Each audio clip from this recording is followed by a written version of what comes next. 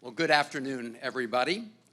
I just a little while ago had a chance to tour this terrific site with the Vice President, and I want to start the way she did on every stop along that tour, and that is in thanking our frontline workers, thanking the FEMA staff, University of Maryland Medical System, our military personnel, and everybody else who's part of this team to get vaccines into people's arms so they and everybody else can be safer.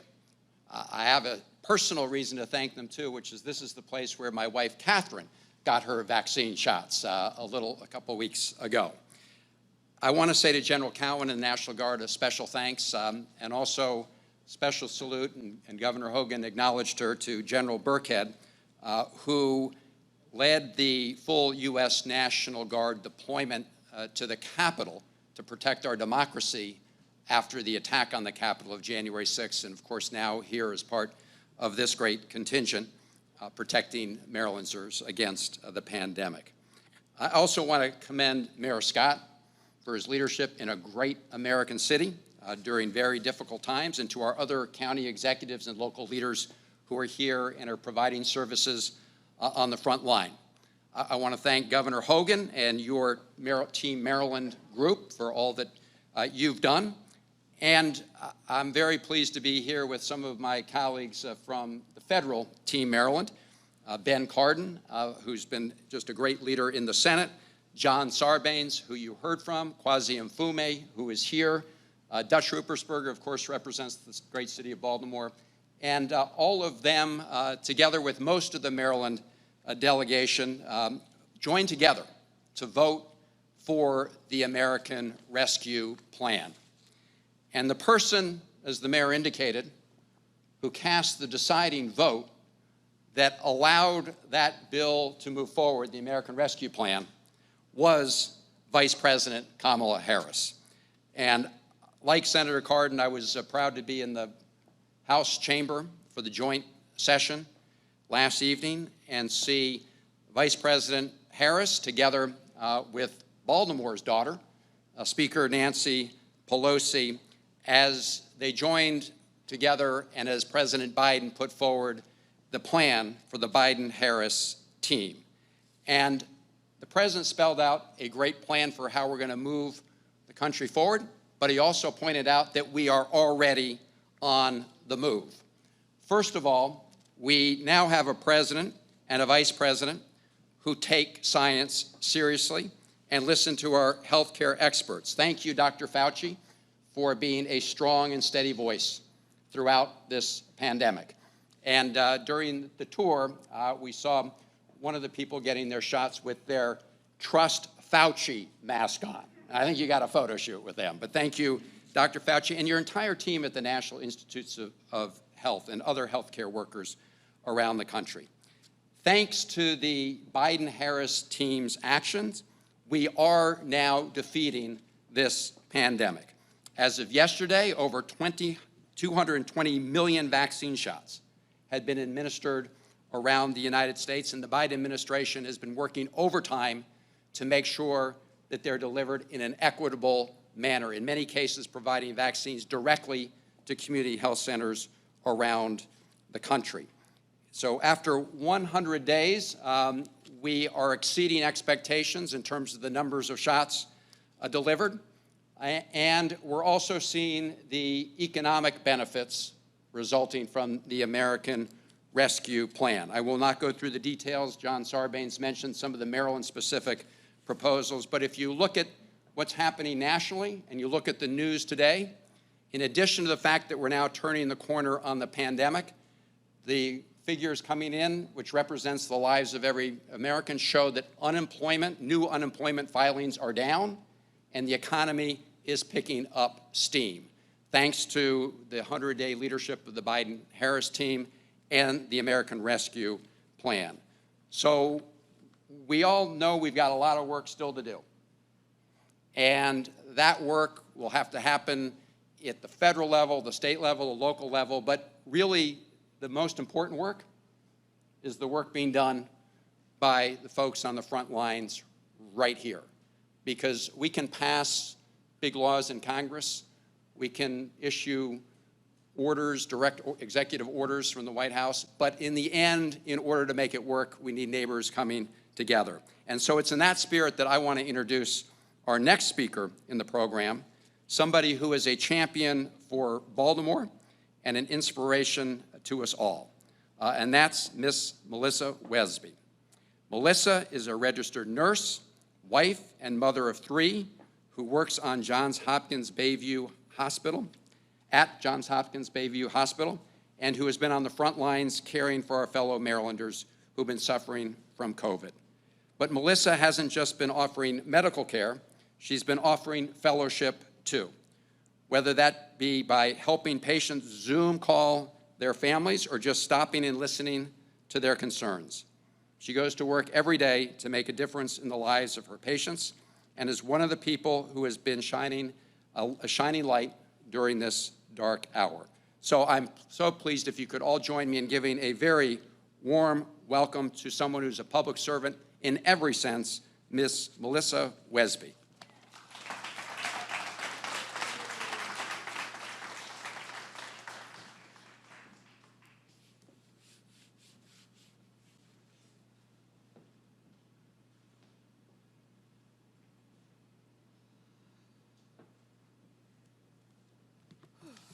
Hello, everyone.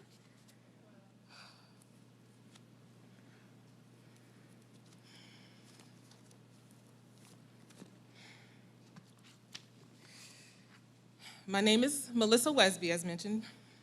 I'm a native of New Orleans, Louisiana.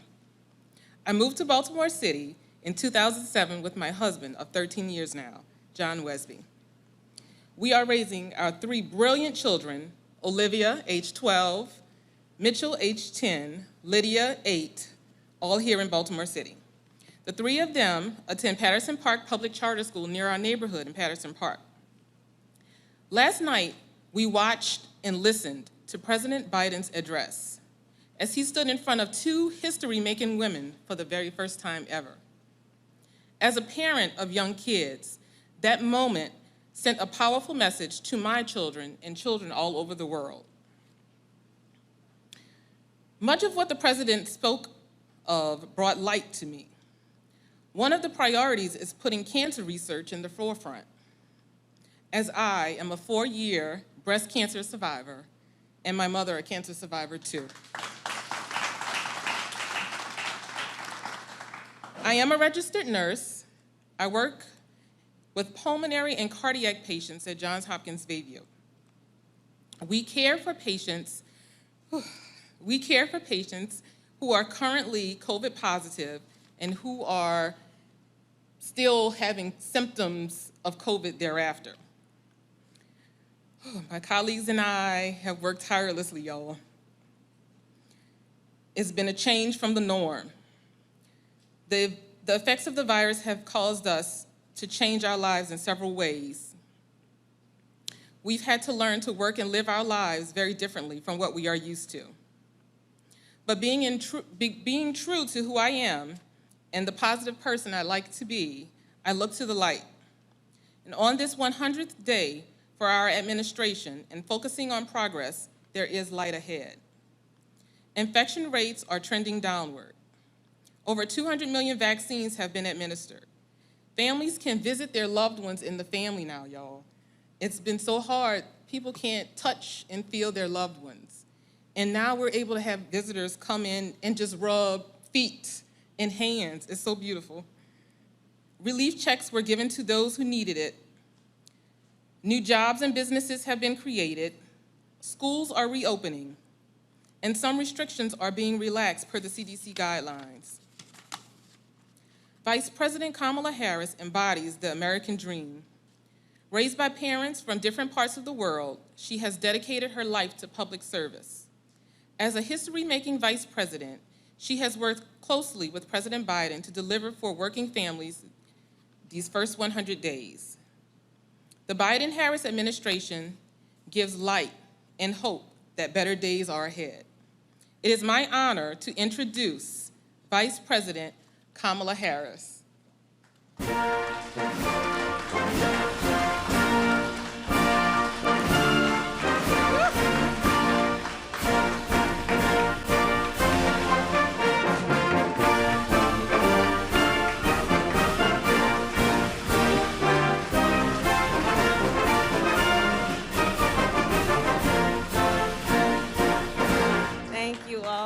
Thank you all. You know, as Chris Van Hollen was saying, together with the governor and Dr. Fauci, we were walking around downstairs and meeting with all the folks, our members of the National Guard, all the frontline workers, and I said, you know, I do believe in moments of crisis that they reveal the heroes walking among us, the angels walking among us, and I would say Melissa Wesby is one of those individuals. Thank you, Melissa, for that incredible introduction. If you can hear it from there you are. So to the Governor, Larry Hogan, thank you, and Team Maryland, Mayor Brandon Scott, to General Janine Burkhead, thank you for the warm welcome and for all the work you do. And it is certainly a point of personal privilege for me as the president of the Senate to acknowledge some folks that are my friends. And I worked with them both for over the 4 years I was in the Senate. And that, of course, is Senator Ben Cardin and Senator Chris Van Hollen. Senator Cardin, I will tell you, I mean, I've seen them both. I just have to tell you, Maryland, you got some real leaders on your hand in the United States Senate. They represent Maryland, but they are also national leaders. Ben, I've watched him do exceptional work for Maryland's businesses as the chair of the Senate Small Business Committee. And of course, Chris, as a member of the Appropriations Committee, has brought critical resources to Baltimore in terms of housing, infrastructure, and water infrastructure, and so much more. So it is wonderful to be with you both. I also want to thank Congressman John Sarbanes and Congressman Kwasi Mfume, who I've known for years. Thank you both for your leadership. And it is always a wonderful day to spend time with Dr. Anthony Fauci. And thank you always, Dr. Fauci. So it is wonderful to be back in Baltimore, and especially on this, our 100th day of our administration. I would say today is a good day, Baltimore. You know, 100 days ago, just after President Joe Biden and I were sworn in, I stood in front of the Lincoln Memorial, and I talked about what I call American aspiration. American aspiration. I talked about how in America, we not only dream, we do. We not only see what has been, we see what can be. We shoot for the moon, and then we plant our flag on it. So for a minute, let's go back to where our nation was 100 days ago. About 2 out of 330 million Americans at that time were fully vaccinated. More than 10 million Americans were out of work. Schools were closed. Businesses were closed. And beyond the pandemic, our democracy was under assault, and our capital had just been attacked by insurgents. All of that was going on when the president and I took our oath of office.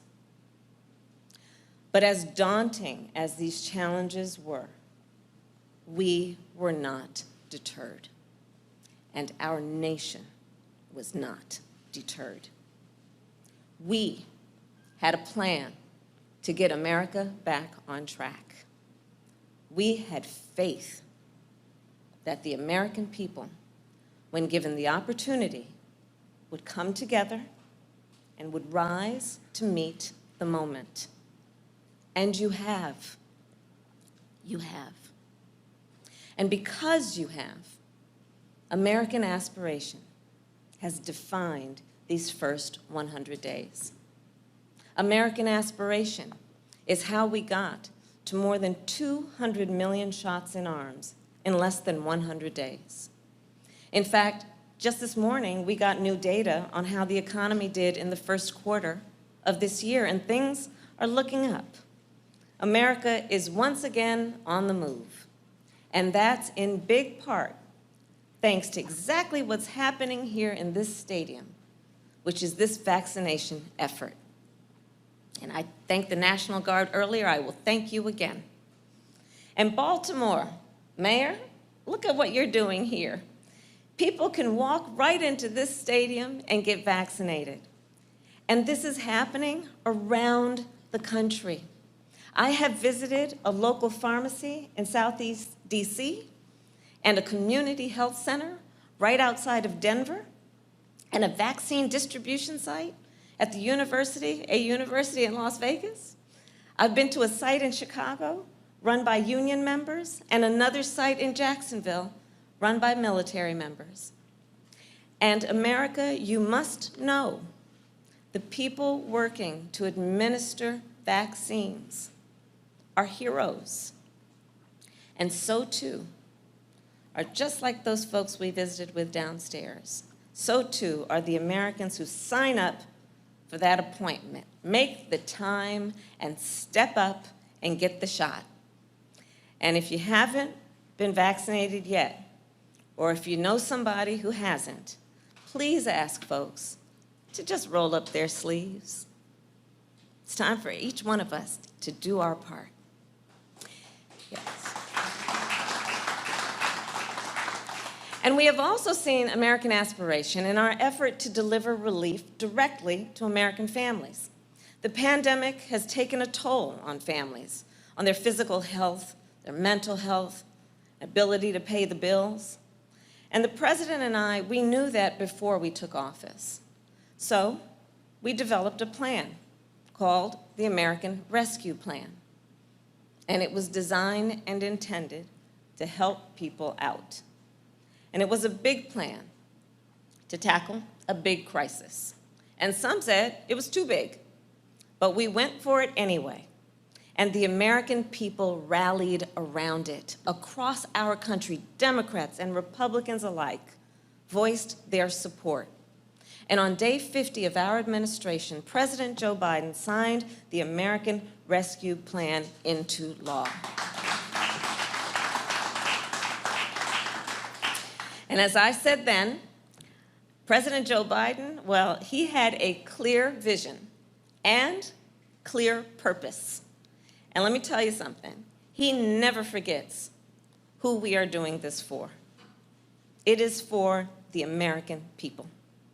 It is for the American people that we have delivered relief checks to 160 million folks. It is for the American people that we have lowered health care premiums. It is for the American people that we have cut taxes for families with children. And it is because of this law that we are lifting half of America's children who are living in poverty out of poverty.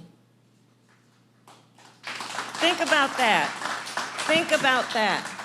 Half of America's children that are living in poverty will be lifted out of poverty. So that, folks, is what I call American aspiration. And we have also delivered support directly to small businesses because, of course, small businesses are part of the fabric and the culture of a community. Baltimore knows that well. Our small businesses employ about half of America's workers. And making sure small businesses have access to capital is a big part of the work that I have been doing. I am proud to report that we have provided relief to 4 million small businesses in our country. Which brings me then to jobs. In 100 days, we have created more new jobs than any other administration in history. In Baltimore, we are just getting started. Right now, we have 2 more plans that we are working to get passed. The first is the American Jobs Plan. It will be the largest job investment that our nation has made since World War II. Because the fact is, too many people, including too many people right here in Maryland, are still out of work. So while we have made significant progress, on the jobs front, there's so much more to be done. We are going to put Americans to work, fixing the roads you drive on every day, getting rid of the lead pipes that poison our children, and expanding broadband so that every American has access to high-speed and affordable high-speed internet. In the 21st century, Broadband is critical infrastructure. You know, last week I was in New Hampshire. I was visiting a site in the New Hampshire Electric Co-op. And I was there because we were remembering that in 1936, Ben Cardin and Chris, you'll probably remember Congress, and together with Congressman Sarbanes and Mfume, in 1936, the United States Congress said, you know what? We got this thing called electricity, but there are folks that are being left out. And that's not going to be right because they will be left behind. So in 1936, there was the Rural Electrification Plan. And on that basis, our federal government invested to make sure all Americans had access to electricity. Well, fast forward to the year of our Lord 2021. We got this thing called broadband. We have this thing called the internet. And let's think about it. Over the past year alone, which really highlighted the importance of it, a lot of people, the only way they could work, if they had the ability, was to work online. Our children had to go to school online. Seniors and others, the way they could see their doctor, telemedicine, online. Small businesses, how are they going to connect with their customers? How are they going to move their product? Online. How did so many of us connect with our families? Folks, otherwise we might see at a family reunion or a holiday or a birthday. Online. If we had access and if it was affordable. So too many people, either in this period of time, it has been highlighted, don't have internet access or cannot afford a broadband bill. And let's be clear, when we connect Americans to affordable and accessible broadband, we are connecting our children to education. We are connecting our seniors to telemedicine. We are connecting families to each other. And we connect Americans to economic opportunity. And at the same time, we build up our broadband infrastructure such that we create good jobs, good union jobs. And as I have said it before, I will say it again, the best path to a good job is through a strong union. So the American Jobs Plan, will put America to work. And the second plan is the American Families Plan, which will make it possible for people to work. So what am I talking about? Well, the president, in his speech last night, he talked about this plan that will establish universal pre-K and lower the cost of childcare, making childcare affordable and accessible, which has been a priority for so many of us. Just think, nearly 2 million women have been forced out of the workforce in just the last year. And a lack of childcare is often the reason why. You know, I'll tell you my personal story on this.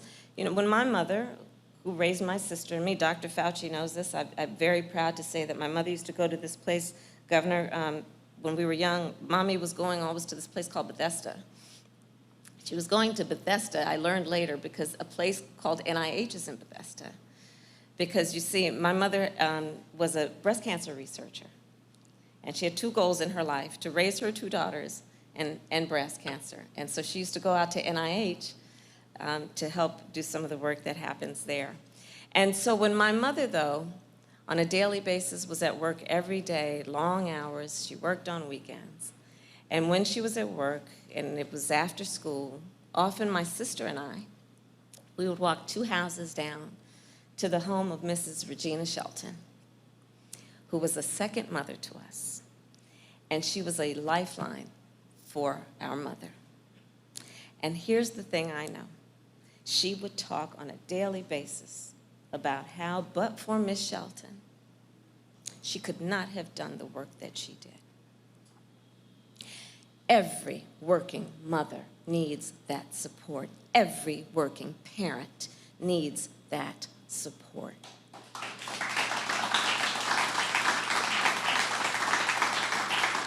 And a competitive economy requires it.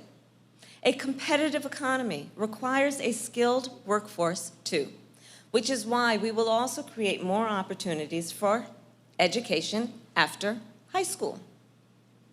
So let's think about that. 12 years of education is the norm, has been the norm, but in today's world, 12 years of education is just not enough.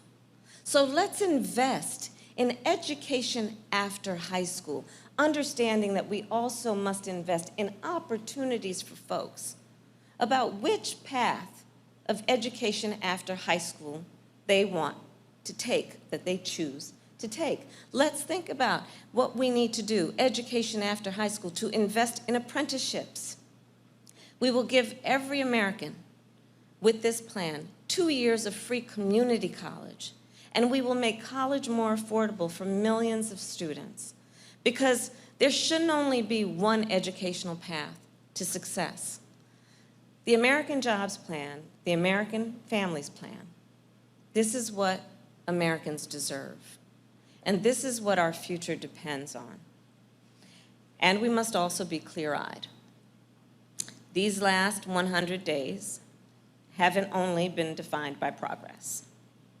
There have been too many days when we woke up to news of another mass shooting, another black or brown person shot by the police, another act of hate against Asian Americans, another law designed to make it harder for people to vote.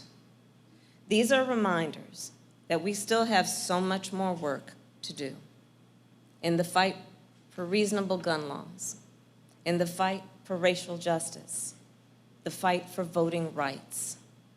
And some days I know it feels exhausting, but we cannot give up. And we will not give up, because here is the truth. American aspiration is about the courage to see beyond crisis and to build beyond crisis. It is about our endurance.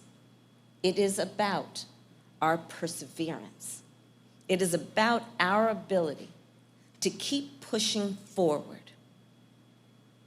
American aspiration is what drove our nation to build the railroad from coast to coast in the middle of the Civil War. It is what drove our nation to bring electricity to every household in the middle of the Great Depression. It is what drove our nation to race to the moon in the middle of the arms race. American aspiration is what will continue to drive all of us to keep reaching high, even when we know it may be difficult, especially when it is difficult. So I want to end with one more story. So about a month ago, I met this little girl. Her name is Gala, and she's 5 years old.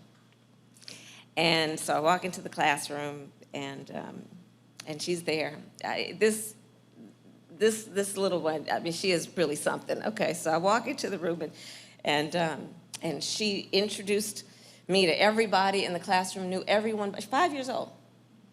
And immediately came glued to my side the whole time I was in the classroom, introduced me to everyone in the classroom by name, including her teachers. She's just self-appointed to do this, by the way. It was not the plan. And at one moment, I went down I kneeled to speak to her. And I said to her, I said, Galia, you can be anything you want to be. And this little one looked at me in my eyes, and do you know what she said? I want to be everything. I want to be everything, right? So that is the spirit of American aspiration. That is the spirit which at that moment was wrapped up in the little body of a 5-year-old. And moving forward, that is the spirit we must summon. So thank you, Baltimore. Thank you, Maryland, for making these 100 days what they have been, as so many of you have spoken and said, where we see light at the end of the tunnel. Thank you for marking these 100 days with the President and with me. And please know that the President and I are grateful for your trust, and we will never, ever take it for granted. May God bless you, and may God bless America. Thank you. Thank you. Thank you all. Thank you.